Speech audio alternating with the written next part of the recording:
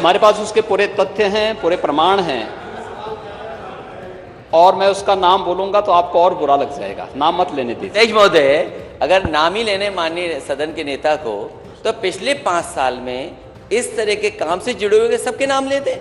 और मैं वही तो, हम तो सबका नाम लेंगे ना। आपको रोका किसने है? आप मुद्दे नेता दीजिए, सदन है, आपको रोका किसने है? हम आप नाम लीजिए, सबका नाम देंगे, चिंता मत करिए। सवाल सिद्धार्थनगर की घटना उठाइए ना, पुलिस की गोली से मारा गया है, हो जाए माननीय लेकिन परिवार को मैनेज करते हैं ये लोग। सरकार से कहूंगा कम से कम सरकार इस पर साफ कहे कि जो जीरो टॉलरेंस की बात कर रही हो, और जो सबसे ज्यादा अपने आप को प्रचार में इस बात के लिए प्रचार कर रही हो कि वो सबसे ज्यादा संवेदनशील है महिलाओं को लेकर के, बेटियों को लेकर के, लड़कियों को लेकर के। लेकिन अगर हम देश के और उत्तर प्रदेश के आंकड़े देखें तो महिला अपराधों में यूपी सबसे आगे है। अगर ये आंकड़े सरकार नहीं मानती है तो सरकार ये बताए कि सरकार के पास जो सिस्टम है डायल 100, जिसको डायल 112 कर दिया है, उसके आंकड़े क्या कहते हैं। 1090 जो बना था सुरक्षा के लिए, उसके आंकड़े क्या कहते हैं। और जो हर दिन हम अखबार खोल करके देखते हैं तो पाते हैं कि क्या गंभीर से गंभीर घटनाएं हो रही हैं। अपराध किसी भी प्रकार का हो वह अक्षम्य है, और खासतौर पर महिला संबंधी अपराध के मुद्दे पर सरकार पूरी गंभीरता के साथ अपराधियों के खिलाफ कठोरतापूर्वक कार्रवाई कर रही है। ये भारतीय जनता पार्टी की सरकार है। यहाँ अपराधियों के बारे में ये नहीं कहा जाता कि लड़के हैं गलती कर देते हैं।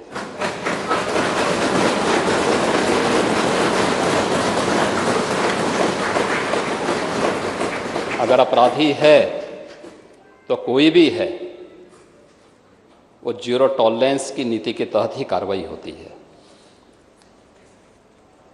और नेता प्रतिपक्ष इस बात को अच्छी तरह जानते भी हैं, समझते भी हैं, उन्होंने स्वीकार भी किया है कि कार्रवाई हुई भी है।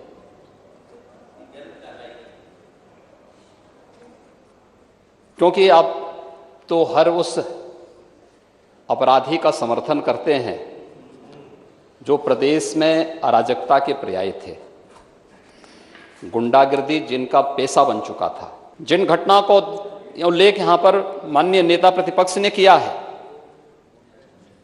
इसमें से बहुत सारी चीजें सामने आई हैं। जैसे सिद्धार्थनगर में माननीय नेता प्रतिपक्ष गए थे, क्योंकि इसमें तो बहुत सारे लोग हैं जो प्रदेश की कानून व्यवस्था पर उंगली नहीं उठा सकते थे। वे लोग अब कुछ ना कुछ षड्यंत्र तो करेंगे, क्योंकि पब्लिक ने उन्हें इस लायक छोड़ा नहीं कि वे कुछ कर सकें, तो अब वह कुछ ना कुछ षड्यंत्र तो करते। महोदय, पुलिस पार्टी के जाने के बाद जितेंद्र यादव नाम के एक व्यक्ति ने वहां पर गोली चलाई थी और एक मुस्लिम निर्दोष महिला को वहां गोली मारी थी।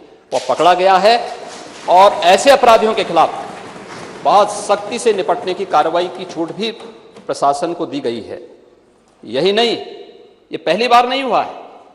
मुझे याद है 2017 में जब हमारी सरकार का गठन हुआ था, तो उस समय आजमगढ़ में जहरीली शराब से कई मौतें हुई थी। और जहरीली शराब से कई मौतें होने के बाद हम लोगों ने जब उसकी तह में गए तो कौन वो व्यक्ति है, क्या ये सच नहीं था कि जहरीली शराब से निर्दोष लोगों को मारने वाला व्यक्ति समाजवादी पार्टी से जुड़ा हुआ था?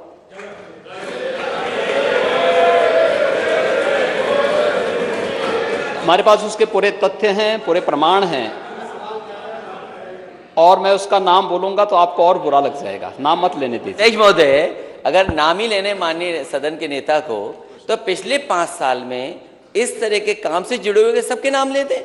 और मैं वही तो, हम तो सबका नाम लेंगे ना। आपको रोका किसने है? आप मुद्दे नेता दीजिए, सदन है, आपको रोका किसने है? हम आप नाम लीजिए, सबका नाम देंगे, चिंता मत करिए। सवाल सिद्धार्थनगर की घटना उठाइए ना, पुलिस की गोली से मारा गया है, हो जाए माननीय लेकिन परिवार को मैनेज करते हैं ये लोग।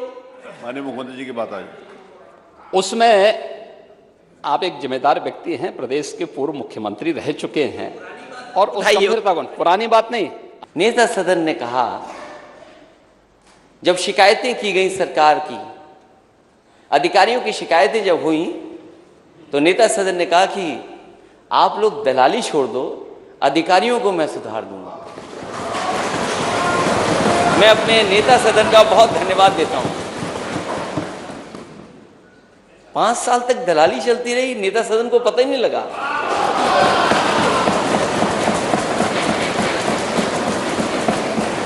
और किन अधिकारियों को सुधार दिया।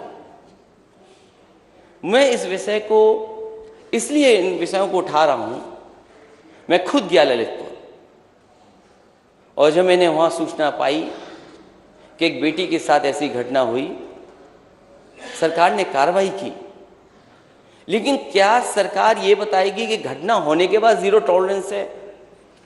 घटना ना हो उसके लिए सरकार क्या कर रही है? महिला संबंधी अपराधों को लेकर के एंटी रोमियो स्क्वाड का गठन हमारी सरकार ने 2017 में आने के तत्काल बाद किया था।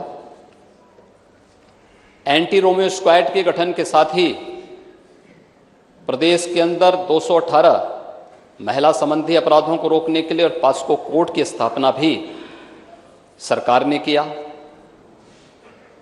उस पर त्वरित कार्रवाई हुई। आंकड़ों के हिसाब से नहीं, अगर आप पूरे देश के अंदर घटित होने वाले मामलों की संख्या को अगर आप देखेंगे, 2012 से 17 के बीच में विभिन्न प्रकार के जो अपराध हुए हैं, चाहे वह हत्या से संबंधित हों, लूट से संबंधित हों, दुष्कर्म से संबंधित हों, महिला संबंधी अपराध हों, इनमें भारी गिरावट आई है। और कल हमारे प्रतिपक्ष के मित्र महामहिम राज्यपाल के भाषण को सुने होते तो बहुत सारी चीज़ें उनके सामने क्लियर हुई होती। बाकी जो कुछ बचेंगी अभिभाषण पर जवाब देंगे, उस समय आपको बहुत स्पष्ट रूप से बताएंगे कि अपराधों में कितनी गिरावट आई है। कुछ लोगों ने इस विधानसभा चुनाव के दौरान भी या चुनाव संपन्न हुए उसके बाद कुछ हरकत की थी, लेकिन उस हरकत को कुछ ही घंटों में हम लोगों ने कंट्रोल भी किया, यूपी पुलिस ने कंट्रोल भी किया है। बहुत सारे लोगों ने गर्मी दिखाने का प्रयास भी किया, तो गर्मी भी शांत हो रही है, बहुत अच्छे ढंग से हो रही है। इसी तरह सिद्धार्थनगर में, क्योंकि पुलिस को खुली छूट मिली हुई है, सिद्धार्थनगर में घर में जाकर के पुलिस पकड़ने की कोशिश करती, नहीं पकड़ पाती है, या मां उसको छुटवाने आती, मां को गोली मार दी जाती, और उस घटना को क्या रूप दे दिया गया, किसी और को जाकर के जेल भेज दिया। सच्चाई जनता जानती है, लेकिन सरकार और प्रशासन जब अपराधियों के साथ खड़ा हो जाएगा, जो घटना कर रहे हैं उनके साथ खड़ा हो जाएगा, तो न्याय कैसे मिलेगा? चंदौली की उस बेटी की जो रो रो करके कह रही थी, पुलिस दबिश करने आई थी। क्या दबंगई करने जाती है कि दबिश के लिए जाती है पुलिस? उसकी व्यवस्था है, सिस्टम है। आप कैसे जाएंगे घर में? ये किसने छूट दी है? आप घर में घुस गए, बेटी को इतना पीटा कि जान चली गई उसकी। और ये बात मैं नहीं कहता हूं, और आज के जमाने में जब आप डिजिटलाइज कर रहे हो सब चीजों को, हर चीज को आप इंटरनेट से जोड़ रहे हैं, क्या आपने नहीं सुना? माननीय सदस्य जितने भी हैं सबने सुना होगा कि वो बहन क्या कह रही थी। उसकी बहन कह रही थी कि पुलिस ने इतना पीटा कि जान चली गई। उसके बाद पुलिस उसकी झूठी कहानी बनाने के लिए फांसी से लटकाना चाहती थी। ये घटनाएं होंगी उत्तर प्रदेश में। जिन घटना को उल्लेख यहाँ पर माननीय नेता प्रतिपक्ष ने किया है, इसमें से बहुत सारी चीजें सामने आई हैं। जैसे सिद्धार्थनगर में माननीय नेता प्रतिपक्ष गए थे, क्योंकि इसमें तो बहुत सारे लोग हैं जो प्रदेश की कानून व्यवस्था पर उंगली नहीं उठा सकते थे। वे लोग अब कुछ ना कुछ षड्यंत्र तो करेंगे, क्योंकि पब्लिक ने उन्हें इस लायक छोड़ा नहीं कि वे कुछ कर सकें, तो अब वह कुछ ना कुछ षड्यंत्र तो करते। महोदय, पुलिस पार्टी के जाने के बाद जितेंद्र यादव नाम के एक व्यक्ति ने वहां पर गोली चलाई थी और एक मुस्लिम निर्दोष महिला को वहां गोली मारी थी। वह पकड़ा गया है और ऐसे अपराधियों के खिलाफ बहुत सख्ती से निपटने की कार्रवाई की छूट भी प्रशासन को दी गई है।